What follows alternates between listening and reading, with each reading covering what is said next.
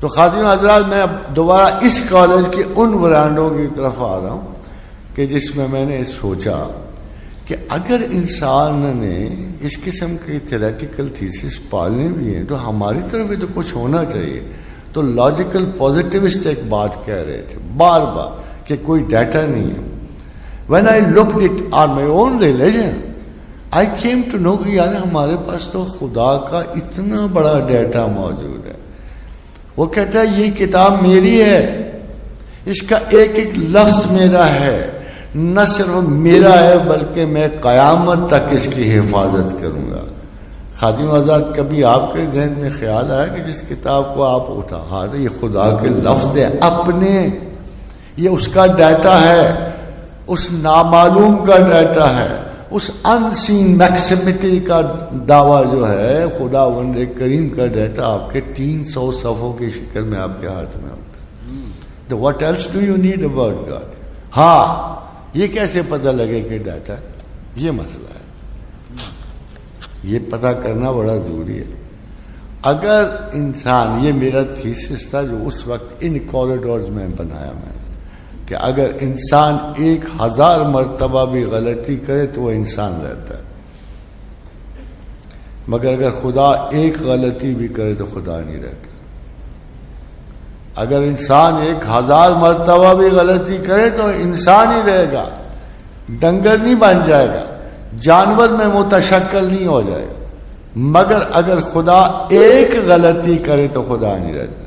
تو خاتون و حضرات, what did I do؟ میرا میکسیمم پریشر پھر اس قرآن میں سے ایک غلطی ڈھونڈنے میں لگا, ایک غلطی.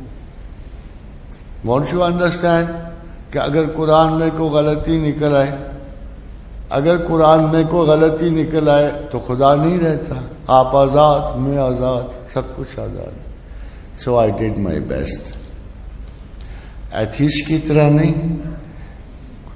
میں ادھر اسی کالج میں ایک دفعہ گزرا تھا, ایک پروفیسر نے مجھے کہا کہ پروفیسر صاحب جو مرضی کر لو خدا نہیں ثابت ہوتا. میں نے کہا مجھے ضرورت کیا ثابت کرنے کی, وہ اپنا آپ خود ثابت کروا لے گا, مجھے کیا ضرورت ہے. تو میں نے کہا مگر وجہ تو بتاؤ. میں نے کہا وجہ بتاؤ کیوں اس طرح اللہ میاں کے خلاف ہوئے پڑے ہو. کہا میرے ایک بھائی تھے, وہ جوانی میں نے اسے پالا, بچپن سے بڑا کیا, بڑا ہو کے شادی کی, تو وہ اسی دن ایکسیڈنٹ میں مر گئے. یہ کیوں ہوا؟ if God was there it would not happen. میں کہ it happened exactly because God was there. Otherwise اور کوئی ریزن دنیاوی نظر نہیں آتی. کیونکہ اگر یہ ریزن ہے, ایک پرسنل ریزن کی وجہ سے آپ خدا کو کہتے خدا نہیں ہے, تو یہ کون سی عقلی ریزن بنے گی؟ یہ کون سا فلسفہ بنے گا کہ اگر میری کوئی چیز گم ہو جائے, میرا کوئی عزیز چلا جائے, تو میں یہ کہوں کہ خدا نہیں ہے؟ بھائی اس کا حق ہے. بلینز اینڈ ٹریلینز مخلوقات کے بعد وہ جتنی چاہے واپس لے. آپ کو یاد نہیں کہ آدھی بنو اسرائیل کی قوم کو ختم کر دیا تھا؟ مانتے ہو کہ نہیں؟ کہتے نہیں مانتے. اچھا پھر میں تمہیں بتاؤں کہ میں زندگی اور موت کا خالق ہوں, تو ان کا بتا.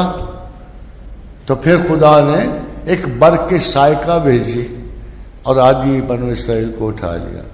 تو ان کا یا اللہ میاں ہمارے بہن بھائی ہمارے بچے یہ کیا کیا آپ نے؟ ہم مانتے ہیں, ہم 100% مانتے ہیں.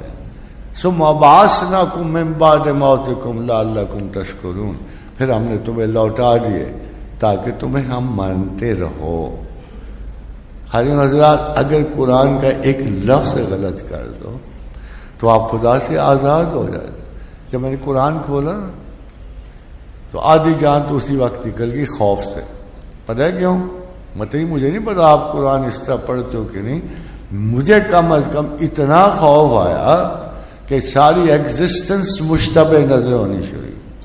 کو لکھا ہوا تھا الف لام میم ذالک الکتاب لا ریب فیہ, یہی لکھا ہوتا ہے نا قرآن. قرآن تو ہر جگہ یہی لکھا ہوتا ہے.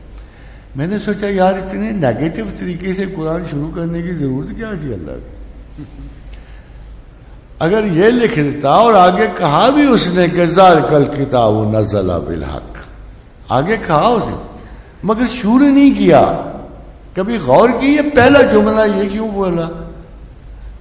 حالانکہ پازیٹیولی شروع کرتا تو اس طرح شروع کرتا الف لام میم ذالک الکتاب نزل بالحق، کہ یہ وہ کتاب ہے جو میں نے سچائی کے ساتھ، یہ نہیں کہا الف لام میم ذالک کتاب لا ریب فیہ، اس میں کوئی شک نہیں.